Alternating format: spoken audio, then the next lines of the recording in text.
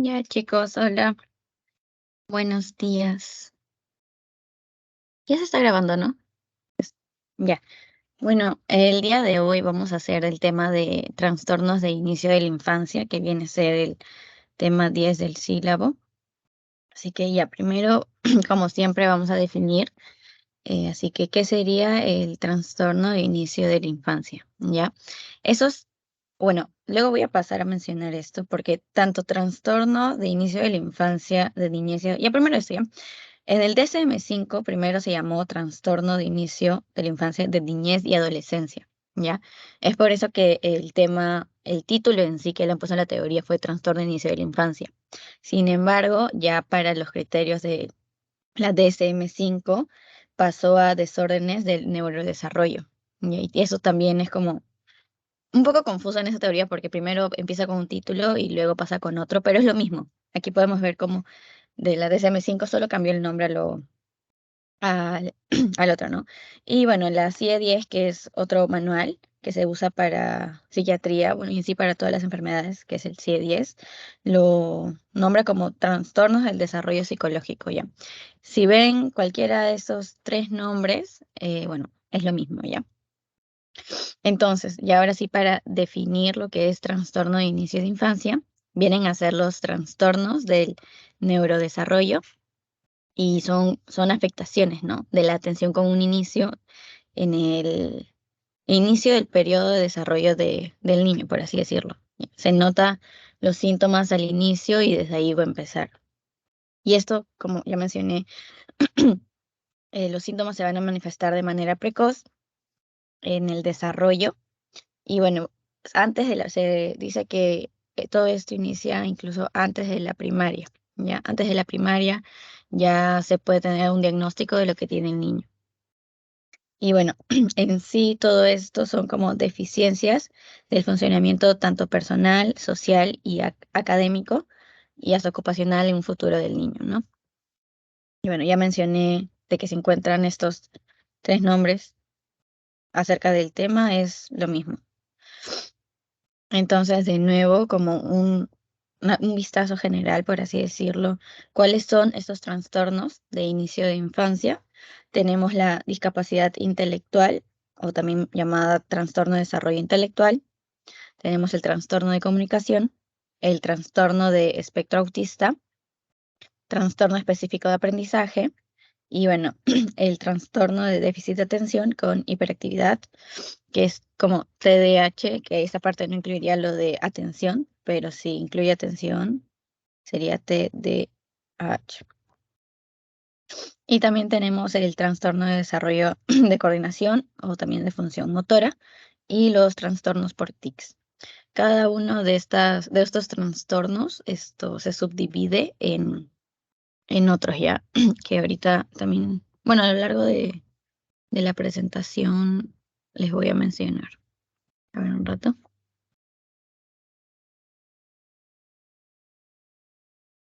Ven como de este título y luego pasamos a este, ya, como ya les dije, es lo mismo. Entonces, los trastornos, vamos a empezar con el primero, que sería el de discapacidad intelectual, o también llamado trastorno del desarrollo intelectual. Y antes era conocido como retraso mental, pero si se dan cuenta, en cada actualización que se hace del DSM-5, tanto del CIE-10, suelen variar un poco, ya sea los criterios o el nombre del trastorno en sí, pero lo que engloba es lo mismo, ¿ya? Entonces, esta discapacidad intelectual o trastorno del desarrollo intelectual en sí tiene una limitación significativa de funcionamiento intelectual y de la conducta adaptativa del niño. Entonces, ¿qué sería esto? O qué es como una conducta adaptativa, a qué se referiría, sería como cuando la persona, bueno, en este caso el niño, va a presentar una dificultad tanto para razonar, hacer planes, pensar en abstracto, establecer juicios y aprender a partir de los estudios, ¿no? Como le resulta un poco más difícil. Le cuesta aprender tanto de los estudios en sí como que de las experiencias que tiene en la vida. ¿Cuándo se viene a diagnosticar? Bueno, se realizan pruebas especializadas Bueno, y obviamente lo hace un profesional de la salud mental, ¿no? Un psiquiatra en este caso. Y se dice que se va a diagnosticar esto desde los primeros años de vida. Todos los trastornos que les voy a comentar se van a diagnosticar en estos primeros años de vida, en el proceso de desarrollo, ¿no? Por eso es que son llamados inicio de la infancia, ya no se confundan en esa parte. Si ven cualquiera de estos trastornos y les dicen esto, ¿cuándo es que se ha diagnosticado? ¿Desde cuándo ha empezado? Si ven que dice desde la infancia, ya marquen esa, porque esa es la correcta ya. Si dice después de primaria, esa es incorrecta, porque se diagnostica antes de la primaria. Entonces, la discapacidad intelectual, ¿por qué es problemática? Siempre va a ser un problema dependiendo de la intensidad y de los síntomas que el trastorno presente. Pueden afectar al niño tanto familiar, escolar y laboral y sus relaciones sociales. Y bueno, ¿qué no es? Ya, o sea, el diagnóstico diferencial sería esto no es una forma de autismo, tampoco es un desempeño intelectual limítrofe, o en sí un trastorno de aprendizaje. Eso no es más que nada una limitación más significativa, ¿no? Ahora vamos a pasar al trastorno de comunicación. Aquí el niño tiene la dificultad para comunicarse, pero, o sea, no se comunica adecuadamente, pero tiene la capacidad de hacerlo. O sea, no es de que sea un niño mudo, por ejemplo, sordo mudo ni nada de eso. Él puede hablar, pero no tiene una dificultad para expresarse bien, por así decirlo, ¿no? ¿Y de qué es la comunicación? También, como les mencioné hace tiempo, la comunicación no es solo hablar, sino que nosotros también nos expresamos de otras formas.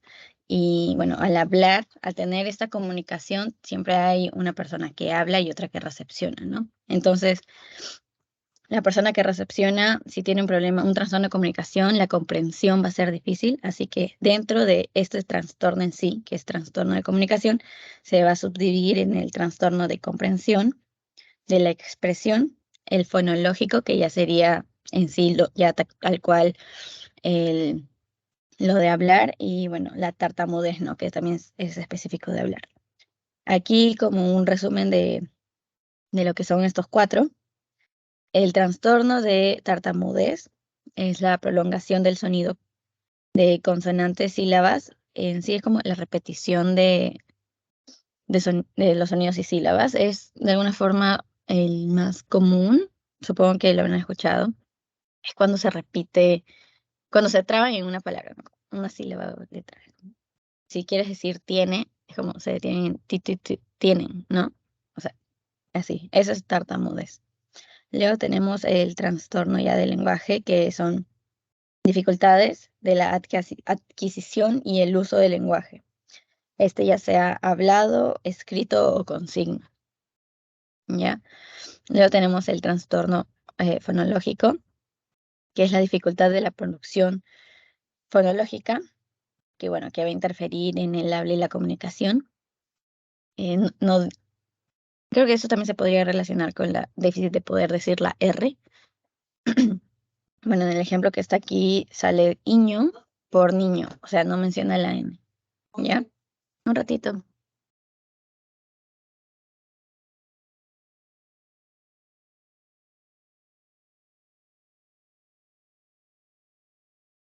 Ya. Y ahora, también, para mencionar el trastorno de comunicación social, es dificultad del uso social para la comunicación. La comunicación no solo es verbal, sino que también tenemos la no verbal, que sería por señas o el cómo miramos a esa persona, ¿no? Es la dificultad tanto verbal y no verbal. Ya. Recuerden que el de tartamudez es el más frecuente. Apúntenlo porque una vez lo preguntaron. Ya. Ahora, vamos a hablar acerca del trastorno del espectro autista. Este es un conjunto de diferentes trastornos, igual como les mencioné, todos de alguna forma se van a subdividir. y del desarrollo crónico, que sí, bueno, lo especifican más en lo que es leve al grave. Tenemos dentro del trastorno de espectro autista, tenemos el autismo, el síndrome de Asperger y el trastorno generalizado por desarrollo no especificado. También está el síndrome de Rett. Y bueno, esto es ahorita también como un resumen. El autismo infantil afecta interacción social, lenguaje verbal, corporal y tienen repeticiones muy repetitivas, ya son los estereotipos. El autismo infantil se caracteriza porque el niño suele tener las estereotipas. ¿Se acuerdan que les había mencionado que tenía un estereotipo que era de hacer palmadas, que era así, cuando se sentían nerviosos? Y ya. Ya está el síndrome de Asperger. Aquí no, o sea, lo que lo caracteriza es que, bueno, los que sufren el síndrome de Asperger no son capaces de interpretar las emociones de las demás personas. Pues se podría decir como la inteligencia emocional hacia las otras personas no está tan desarrollada. Por ejemplo, si yo tuviera síndrome de Asperger y veo que una persona está llorando, que está triste, yo no me voy a dar cuenta que está triste y así no. Y es como, no saben solo interpretar. Luego tenemos el síndrome de Rett, que ya es como un grave retraso en lo que es la adquisición del lenguaje y coordinación motriz. Entonces, síndrome de Rett involucra lo que es lenguaje más coordinación motriz.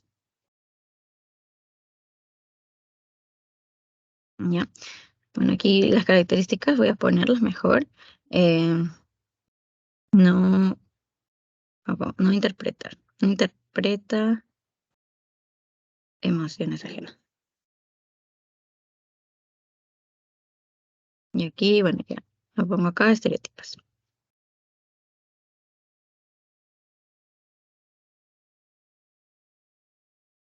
Luego está el trastorno de desintegración infantil, que bueno, es un proceso súbito y también crónico de una regresión profunda y desintegración conductual.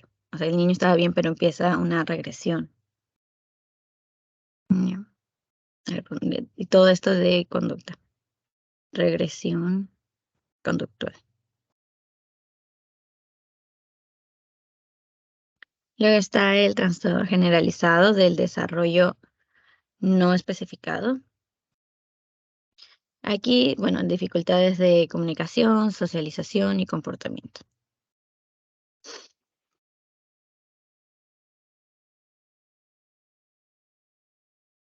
Ya.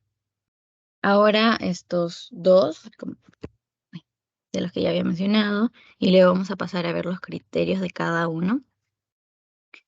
Tenemos el trastorno por déficit de atención con hiperactividad, que es el TDAH. Entonces, ¿cuáles serían los síntomas? Como está en el mismo nombre, hiperactividad, déficit de atención e impulsividad, ¿ya? Estoy en el trastorno específico de aprendizaje porque recuerden de que el trastorno, el primero que hablamos, que era el trastorno intelectual, no tenía nada que ver con el aprendizaje, ¿ya? Entonces, el trastorno específico de aprendizaje es la dificultad de la adquisición de habilidades académicas. ¿Y cuáles son estas? Estas vienen a ser la de escritura, lectura y matemáticas. Y es la dificultad por encima de lo esperado en cada etapa de edad, ¿ya? Para la capacidad y edad intelectual del niño. Aquí, aquí otros, bueno, trastorno del desarrollo de la coordinación o también llamada de función motora. Esta es el retraso tanto para sentar, gatear o caminar, problemas para succionar y deglutir, todo esto durante el primer año de vida.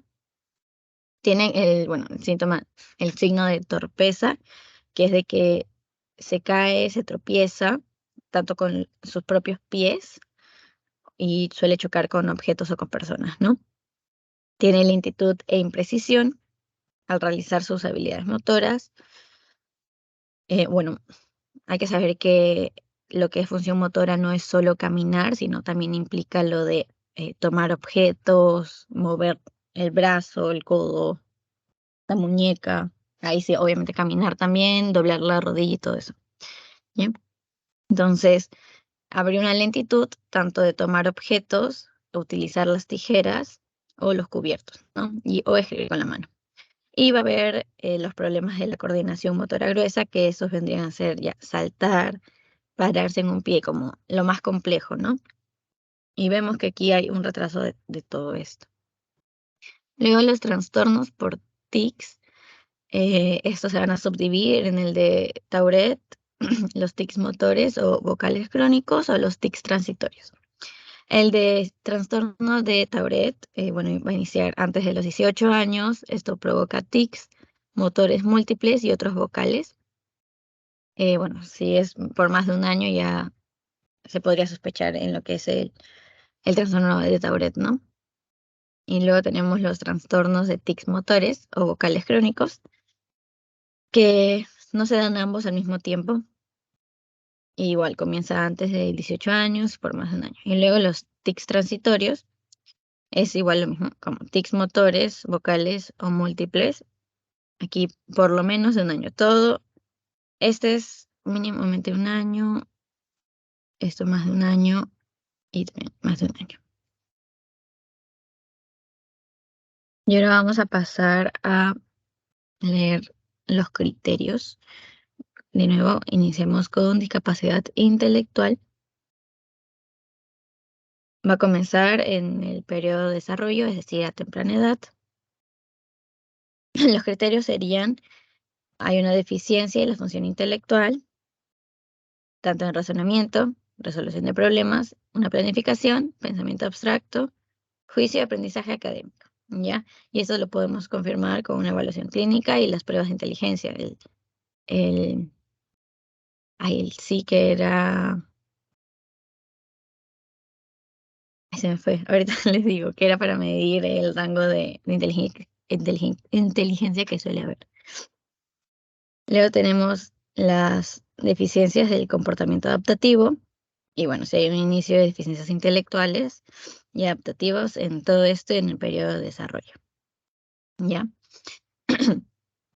El déficit depende de una lesión, enfermedad o anormalidad que existió antes de los 18 años. ¿Ya? ¿Por qué? Porque se da desde un inicio. Ay,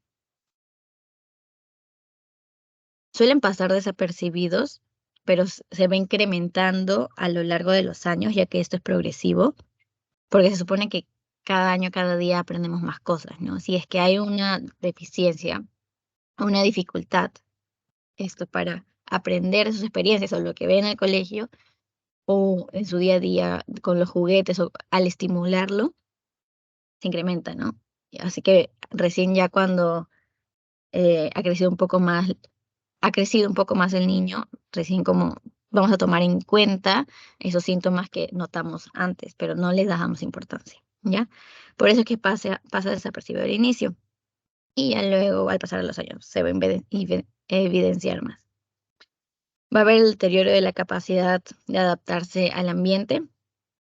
Esta limitación tiene que ser al menos en 2 de estas 10 áreas, ya sea comunicación, el autocuidado, hábitos de higiene, vida hogareña, habilidades sociales, uso de la comunidad, autodirección, en su salud y seguridad, en lo académico, en el trabajo o las actividades de tiempo libre.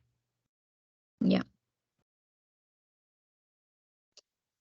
Bueno, los tipos, como les mencioné también, es como va a depender la gravedad en sí del tipo que tengan cada trastorno. Tenemos el leve, que si tiene, ahí voy a buscar lo que era así, porque era la medición de la inteligencia, no me acuerdo. A ver, un ratito.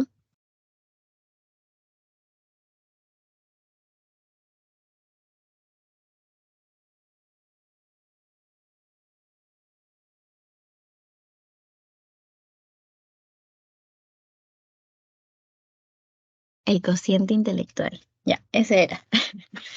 Porque no sé si el cociente intelectual suele hacerse en inicial, ¿ya? Y ahí te dicen, ah, sí, el cociente intelectual, no sé, tiene una edad mayor. Tiene una mente como de 7 años cuando tiene 5 y así. Ya, eso mide la inteligencia, mientras exámenes, bueno, abstractos, ver las figuritas, si esta figura es así y esta figura es así, cuál le sigue y todo eso. Ya, eso es como para medir el consciente intelectual. Entonces, en la parte de discapacidad intelectual, los tipos eh, y la severidad de cada uno va a depender de este consciente intelectual, ¿no? El leve es si va a tener su cociente intelectual de 50 a 69. Va a haber un fracaso escolar y suelen ir a consulta porque el niño presenta notas bajas o tiene problemas especialmente del curso de matemática. Tiene incapacidad para alcanzar la estructura del pensamiento formal, o sea, lo que suelen pensar en el colegio.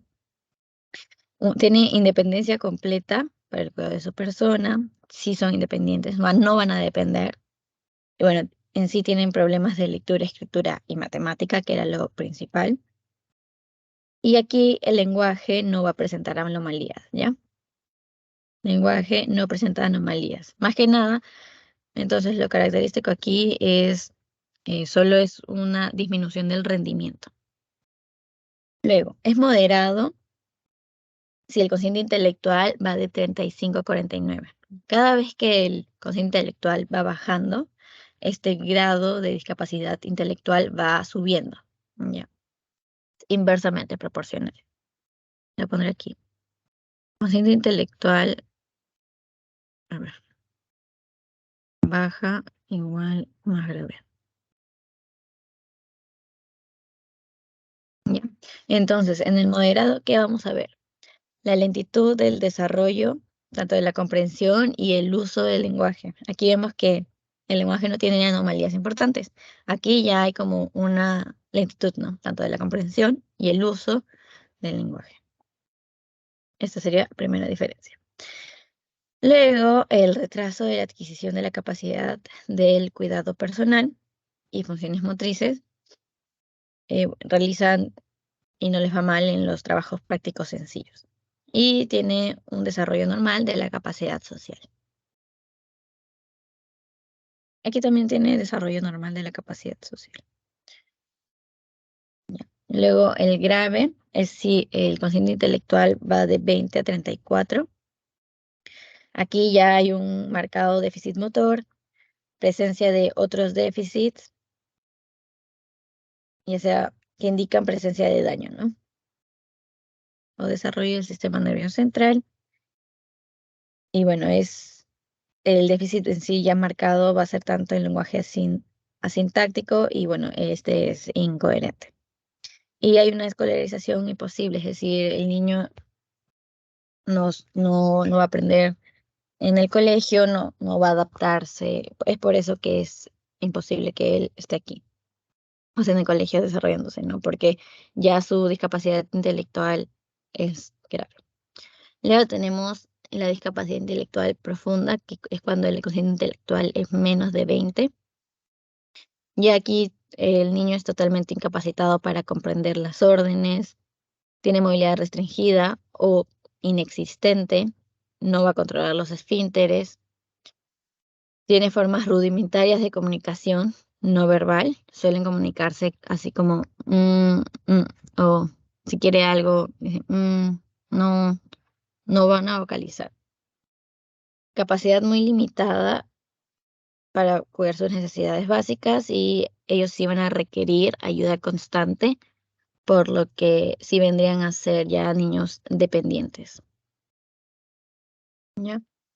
Ahora vamos a pasar al trastorno del espectro autista. De nuevo, esos son los criterios.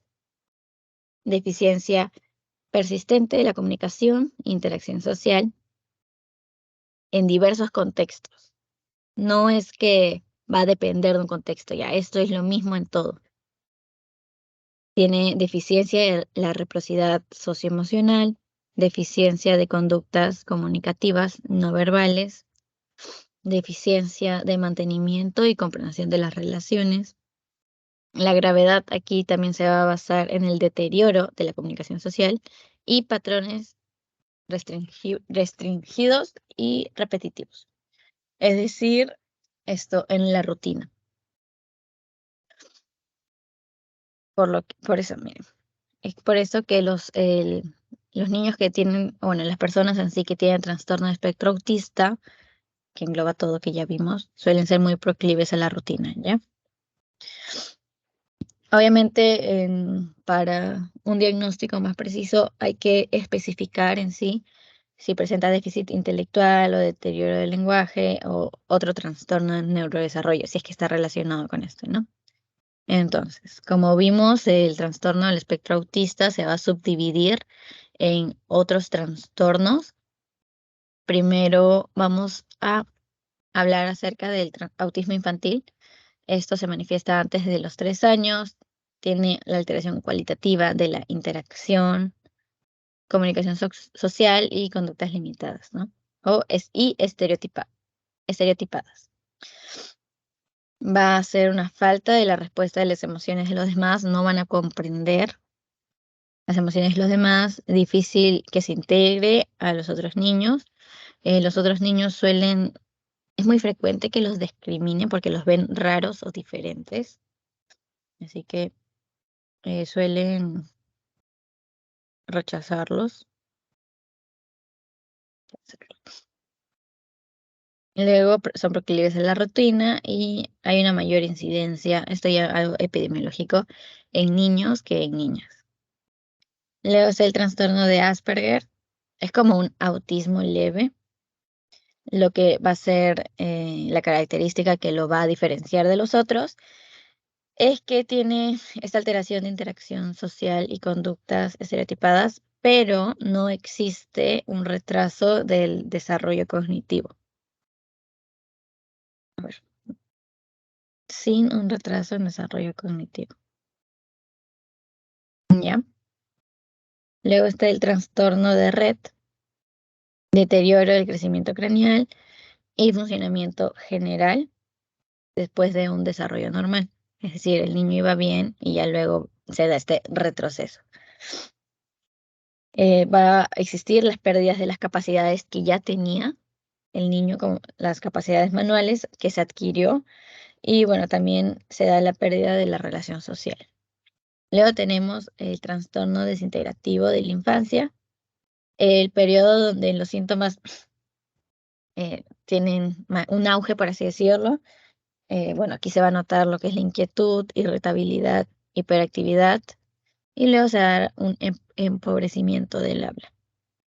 Hay una desintegración del comportamiento, la pérdida del control de los esfínteres y bueno, aquí ya el pronóstico viene a ser malo. Ahora para hablar del trastorno por déficit de atención e hiperactividad, esta falta de atención e hiperactividad puede generar impulsividades antes de los 7 años, ¿ya? En el ámbito escolar, ¿cómo es que se va a desarrollar un niño con TDAH? No va a tener la atención en sí de, por ejemplo, de lo que esté explicando la maestra o el maestro a lo largo de tiempo. No sé, si las clases suelen durar en el colegio 45 minutos, ¿no? Y luego pasábamos a otro. Es como el niño de estos 45 minutos solo podría concentrarse, no sé, exageradamente 10 minutos, ¿ya? Y luego va a estar ahí jugando con sus manos, con los colores, es como no va a prestar atención. Dificultad para concentrarse, dificultad para un buen desempeño en sus actividades. Si no se concentra, si no presta atención, obviamente el, lo académico, las notas van a disminuir, ¿no? Pero todo esto es por el trastorno de déficit de atención e hiperactividad. O sea, y claro, a pesar de que puedan tener una inteligencia normal, su cociente intelectual puede ser el adecuado para la edad del niño, pero al no concentrarse o prestar atención, es que no lo va a demostrar, ¿no? De alguna forma. Estos niños que tienen este trastorno se va a mencionar que parece que no escuchan. Ya. Porque hay que saber que la escucha íntegra es una capacidad que nosotros tenemos. Si es que algo nos interesa, vamos a prestarle atención. Si algo nos interesa, sabemos que es importante, prestamos atención, ya, porque pensamos que lo vamos a usar más adelante y que nos va a servir. Entonces, esta escucha es íntegra y es la capacidad, y vamos a generar el deseo de conectarnos y concentrarnos para captar esta información, ¿ya? Tanto la captamos para retenerla y filtrarla, ¿no? Y filtramos lo importante de lo no importante, o sea, de lo indeseable. Entonces, en el niño, la persona con TDAH, esta escucha íntegra no va a funcionar adecuadamente. Es por eso que se dice parece que no escuchen, porque como están en su mundo, prefieren estar distrayéndose con algo, o su mente es más importante en un color, o varios colores o resaltadores, no van a prestar atención en lo que se habla y para los demás es importante, ¿no?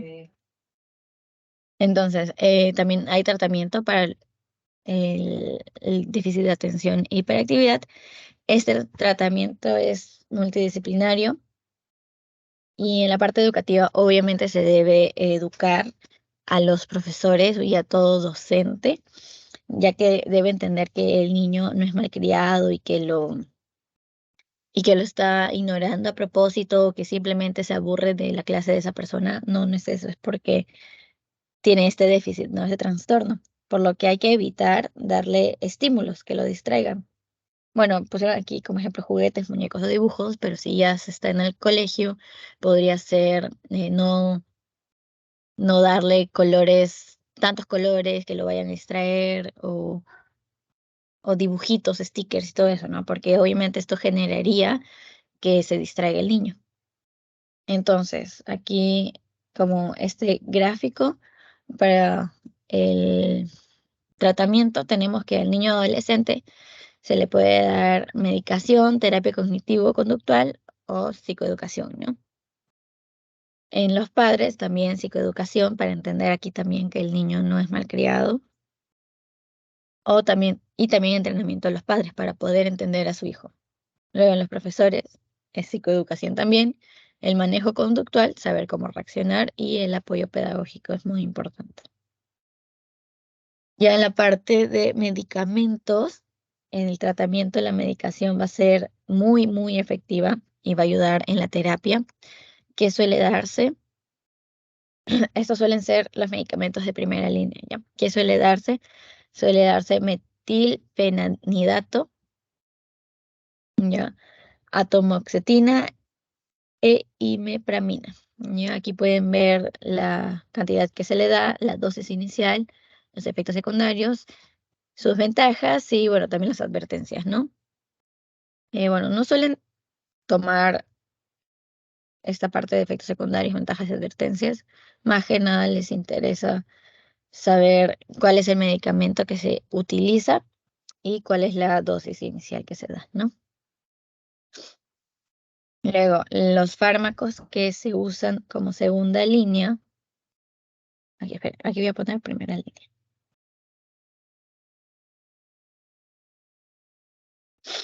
Los fármacos que se usan como segunda línea está el bupropión, venlafaxina, risperidona, clonidina y carbamazepina.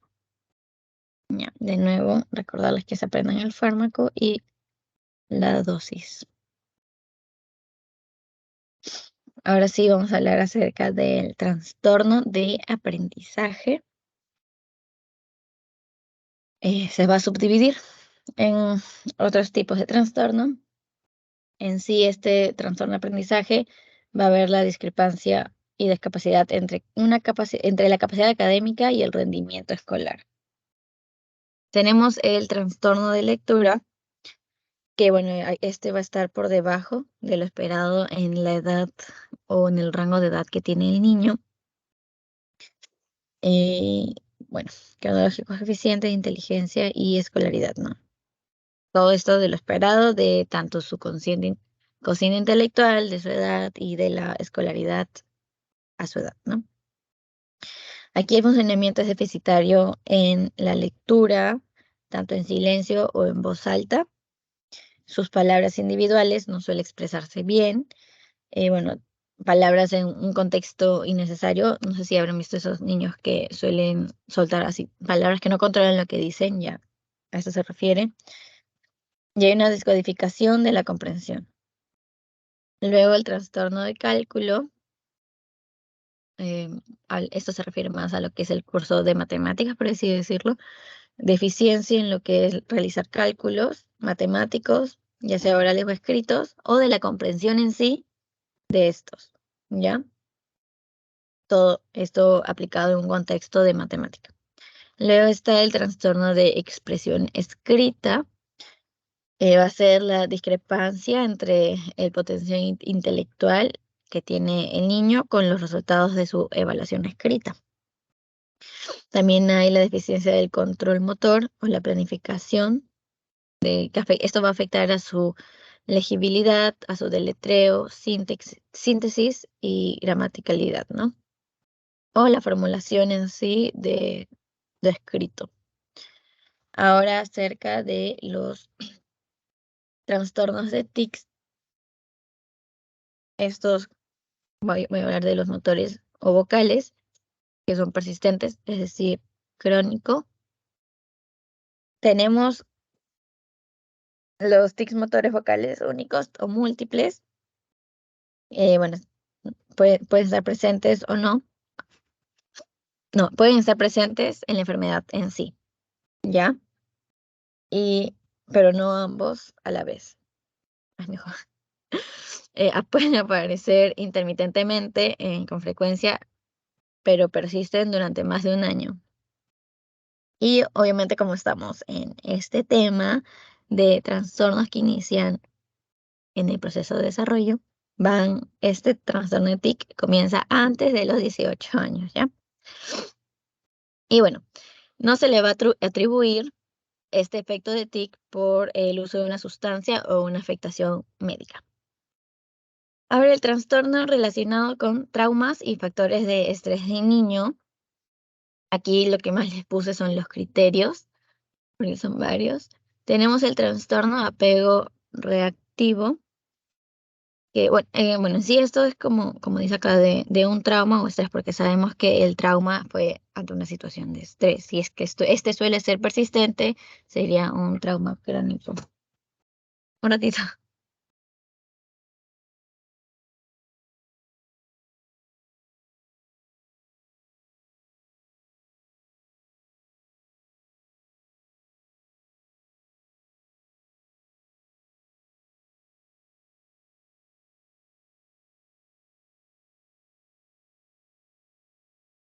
Ya, como les decía, ya sabemos en sí que el trauma es cuando no se da cuando sentimos que no podemos eh, reaccionar o resolver el contexto, ¿no? Entonces es el trastorno de apego reactivo. Dentro de estos trastornos es un patrón constante de un comportamiento inhibido. Entonces se ve retraído y esto es hacia los cuidadores adultos, hacia las personas adultas, ¿ya? Se puede manifestar que el niño raramente o muy pocas veces busca consuelo cuando siente malestar. El niño va a inhibir lo que siente. También el niño es raro o muy pocas veces se deja consolar cuando tiene algún malestar. Tiene la alteración social y emocional que se va a caracterizar por dos o más de estos síntomas, ya sea una reacción social y emocional que va a ser mínima ante los demás, un afecto positivo limitado. Es como que no suele demostrar sus emociones eh, como bueno, como se dice que suele hacerse, ¿no? Luego están los episodios de irritabilidad, tristeza o un miedo que no tiene explicación para él. El niño ha experimentado patrón extremo de cuidado insuficiente y es por esto que va a experimentar todos estos síntomas, ¿no? Entonces, ¿de qué hablamos cuando decimos que hay un cuidado insuficiente? El niño pudo haber experimentado una negligencia o carencia social, bueno, por falta persistente de tener, por una falta de tener cubiertas sus necesidades emocionales, ¿ya? Que obviamente que es muy, muy, muy importante que al inicio de la etapa de crecimiento del niño, no sé, esté tanto la familia ahí apoyándolo, explicándole, que, no sé, que logre, que se emocione por sus logros de esa forma, porque el niño va a saber y va a aprender a demostrar todas sus emociones. ¿Ya? Pero si de alguna forma en su familia lo invalidan, le dicen que mejor que no hable, que no exprese sus emociones, el niño va a creer un contexto que cree que eso es normal. Así que cuando esté creciendo no va a expresarse, no va a buscar ayuda ni nada de eso, ¿no? Es por eso que una falta de afecto en la niñez, en la etapa de crecimiento, cuando el niño está chiquito, va a perjudicar en un futuro, ¿no? Y todo esto se da, esta necesidad, disculpen si escuchan a mi perrita llorar, la han guardado en mi cuarto. Ya.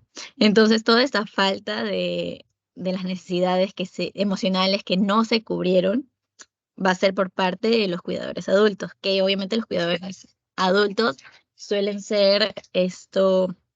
Sí se me escucha bien, ¿no? Se escucha muy fuerte a mi perrita. Me dicen, porfa. Sí se te escucha bien. Ya, gracias, Daneri.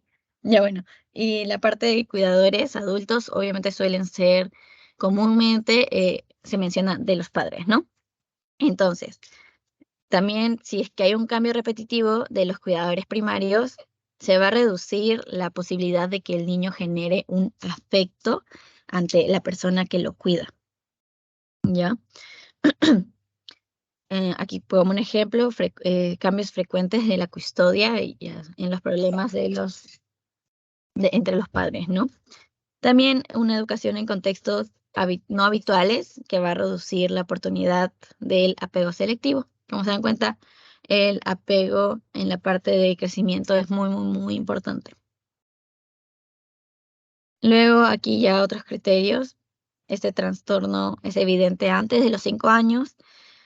El niño tiene edad de desarrollo al menos de 9 meses y hay que saber de que no se van a cumplir los criterios del trastorno espectro autista.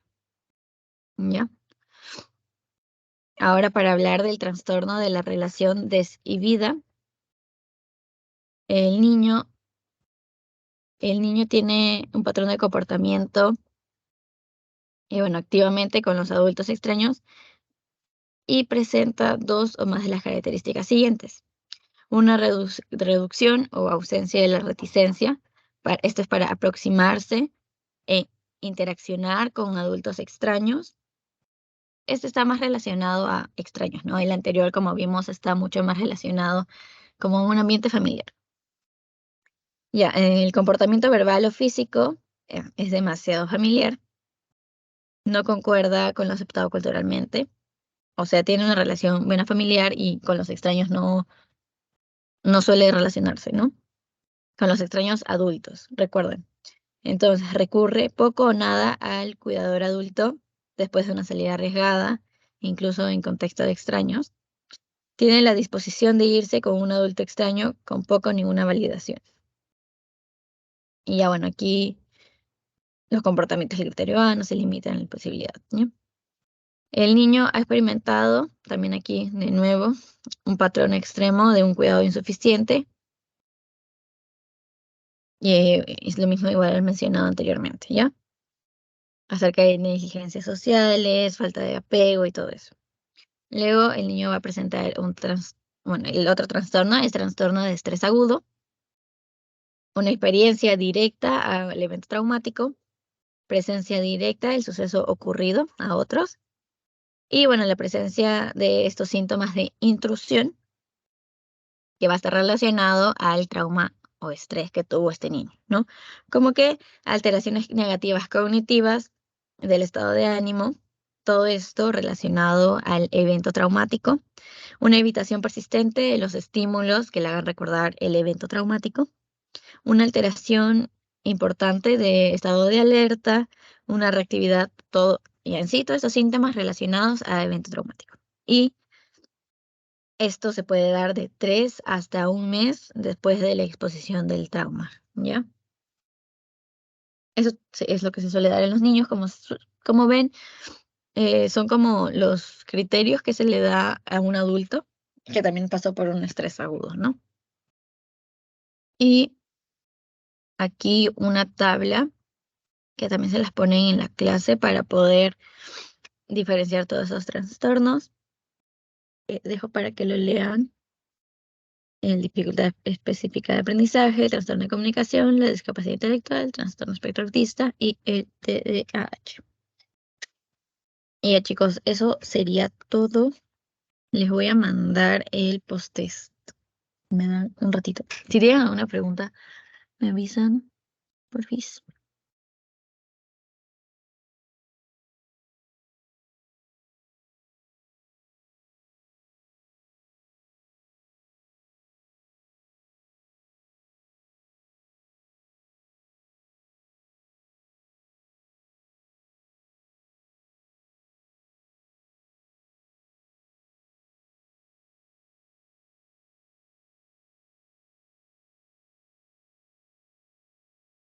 Ya les mandé por el chat. Lo van llenando, por favor, chicos, para ver las respuestas. Y ya pueden ir llenándolo.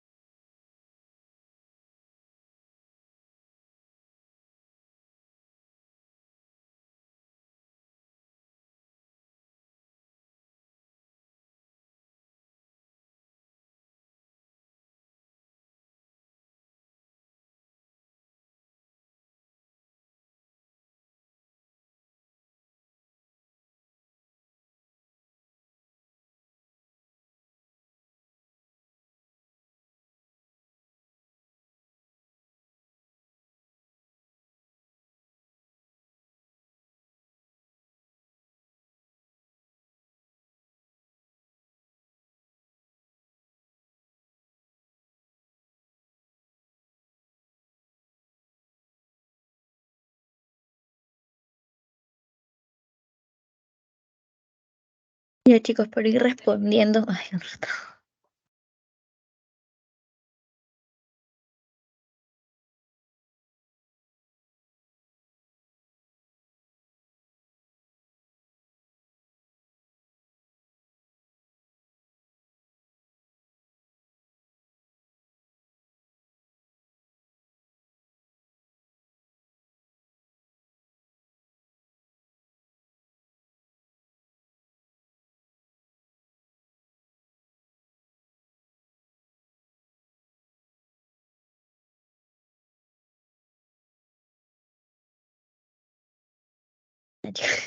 Disculpen, es que mi perrito ha tenido cachorritos y ya vinieron a recoger algunos. Así que, bueno, ya vamos a responder las preguntas. En relación al trastorno de déficit de atención y hiperactividad, marque lo verdadero. ¿Cuál creen que es, chicos? Es solo descartar, ¿ah? Pero veo. Ah, ya. Algunos están respondiendo mal al inicio. Pero ya. A ver, les voy diciendo para descartar. Raramente son rechazados. Esto lo descartamos porque les mencioné que frecuentemente son rechazados. Frecuentemente. En sí, todos esos trastornos de neurodesarrollo que hemos visto, las personas, bueno, los niños, las personas adultas que sufren esos trastornos, los suelen rechazar porque los ven como raros, ¿no? O no los entienden y para evitar algún tipo de problema, o porque no quieren comprenderlos, simplemente los alejan. Ya. No afecta al desempeño escolar. Esto sí afecta al desempeño escolar porque al no prestar atención, al no de alguna forma querer atender lo que, no sé, la maestra dice o que lo que le están explicando, va a afectar en su rendimiento escolar. Ya, así que lo votamos. La incapacidad para seguir tareas es fluctuante y depende del contexto. Ya. No, estos trastornos, no solo el TDAH, estos no dependen de un contexto, ¿ya? Va a ser en todo contexto, en todo momento, el niño, la persona va a presentar los síntomas, o sea, no es que, por ejemplo, ya hablando de TDAH, el niño en el colegio decida no prestar atención, es algo que él no controla, por ejemplo, en su casa, si es que, no sé, su mamá le está hablando, pero él ve que detrás de ella está la tele prendida, se va a concentrar con las imágenes de atrás. No es algo que él escoge a qué prestar atención y a qué no, por lo que no depende del contexto, ¿ya? Se da en todo momento. Se da en todo momento. Y no puede haber impulsividad. Vimos que uno de los criterios es de que las actitudes pueden darse por impulsibilidad. Entonces, esto les mencioné y les puse como todo un punto. Parece que no escuchan, porque la escucha era la capacidad de prestar atención a algo, eh, ver la información, retenerla y ver lo que es importante y lo que no. Y esto es lo principal alterado en el trastorno de déficit de atención e hiperactividad, ¿ya? Entonces, la respuesta correcta, lo verdadero es, parece que no escuchan. Ahora, en relación con el trastorno del espectro autista, marque lo falso. Bueno, aquí sí la mayoría ha respondido bien. Entonces, marque lo falso. Lo falso. También de nuevo para descartar. Difícilmente se integra al juego con otros niños. Esto es correcto porque tienen no una deficiencia, sino les es difícil interactuar con los demás, ¿ya? Tanto que le es difícil a él mismo relacionarse, como también los otros niños suelen rechazar al niño con espectro autista, con ese trastorno. Luego, se afecta el comportamiento no verbal, es correcto. El niño no suele tanto expresarse bien verbalmente como no verbalmente y tampoco entiende las emociones de los demás o lo que de alguna forma les es difícil la comprensión también. ¿Ya? Se da en todos los contextos que el niño vive. Esto es correcto, porque como igual que el TDAH, se da en todo contexto. ¿Ya? No escoge cuándo usar su trastorno o cuándo no, por así decirlo. Luego hay un comportamiento repetitivo. Sí, las estereotipadas, esas sus actitudes que suelen repetir, repetir, repetir. Y no hay déficit de la reciprocidad social. Sí hay este déficit porque tanto los niños no suelen relacionarse mucho socialmente y también no hay como que esa interacción de entender lo que la otra persona está sintiendo, ¿ya? Entonces, ¿cuál sería lo falso? Lo falso sería la E. No hay, no hay déficit de la reciprocidad social. Luego, la 3. En relación con los trastornos del neurodesarrollo, marque lo verdadero. ¿Ya? Recuerden que trastorno del neurodesarrollo con el título general se nos fue. Ya. Cualquiera de estos 3 nombres que les den, trastornos o desórdenes del neurodesarrollo, trastornos de inicio en la infancia, niñez o adolescencia o trastornos del desarrollo psicológico, vienen a ser lo mismo. ¿Ya? Entonces, marque lo verdadero. Esto no afecta al funcionamiento personal. Está mal porque sí afecta al desarrollo personal. Se presenta de manera precoz en el desarrollo. Sí. Se presenta cuando el niño termina la primaria. No, porque hemos visto que los síntomas inician desde la etapa de desarrollo, desde los primeros años de vida, y ya suele diagnosticarse antes de que se inicie la primaria. Así que sería no, porque ya sabemos que es antes, ¿no? Hay que poner antes. Y no se presenta exactamente antes, como ya en los primeros años de vida, ya. No afecta el funcionamiento social. Sí afecta este funcionamiento social. Se presenta después de los 10 años. X. No hay una edad determinada en la que se va a presentar los síntomas. Esto en ningún tipo de trastorno, ¿ya? Si les ponen así, se presenta después de tal edad, es como, no, esa es falsa. Y la descarta si es que te dice marca lo verdadero, pero si te dice marca lo falso, marca esa, porque nunca en sí en medicina hay algo así tal cual. Siempre es un rango de edad. Si te pone algo muy, muy preciso, es lo incorrecto. Entonces, ¿cuál viene a ser lo verdadero? Es de que se presenta de manera precoz en el desarrollo, ¿ya? Y luego tenemos la cuarta pregunta. En relación con los trastornos del neurodesarrollo, marque lo verdadero. Otra para descartar. Ay, me cansé. Raramente hay compromiso de la capacidad de sociabilizar. No es raramente, es muy frecuente, ¿ya? Así que esta la votamos. No puede acompañarse con una discapacidad intelectual.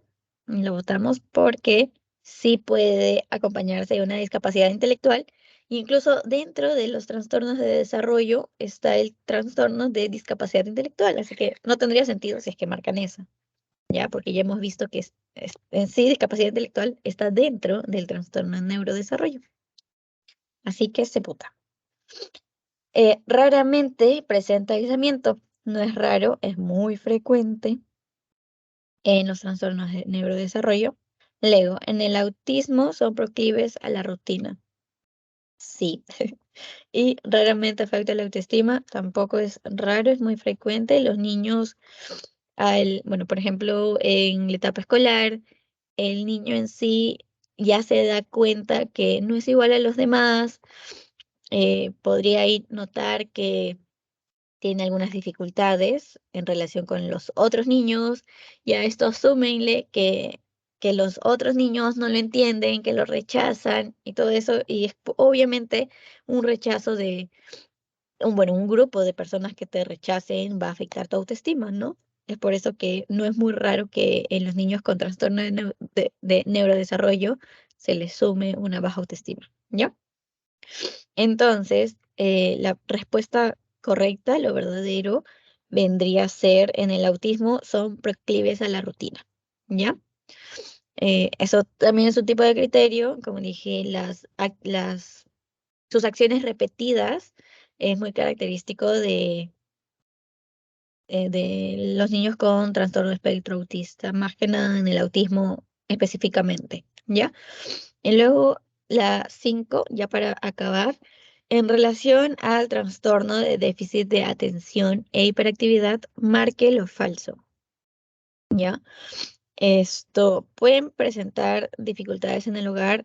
Sí, porque los padres creen que el niño es malcriado, o también puede afectar en el hogar que el niño tener las calificaciones bajas, que lo suelen llamar de colegio porque no se distrae y toda esa nota. Es por eso que afecta en el hogar. Esto puede presentar dificultades en la lectura, sí. En la lectura tanto en silencio como para hablar, no se concentra. Es muy difícil que una persona con TDAH pueda mantener una lectura de hojas de un artículo porque simplemente lo va a leer y van a ver cositas pequeñas, no sé dónde esté, que lo vayan a distraer, ¿ya? Por lo general, solo se da en la escuela. Esto lo voy marcando con X, luego les voy a explicar. Presente y posibilidad, sí, ya lo vimos tanto en las partes de los criterios como en una de las preguntas anteriores. Y frecuentemente son marginados, sí, ¿ya? Como todos los trastornos de neurodesarrollo que hemos visto. Entonces, por lo general, solo se ve en la escuela. Eso es falso porque ya les dije, no va a depender de un contexto. Si es una persona con TDAH, lo va a hacer en su casa, en el colegio, no sé, en el centro comercial, en cuando esté solo, en cualquier momento se da, ¿ya? Así que esa sería la falsa. Y ya, eso sería todo, chicos, del tema 10. Muchas gracias por estar aquí. Y nada, me parece que su examen es la próxima, no, este sábado, este sábado. Voy a buscar más banco y se los paso, chicos. Gracias, cuídense. Muchas gracias, Josefina. A Gracias, ustedes, José. chicos. Cuídense.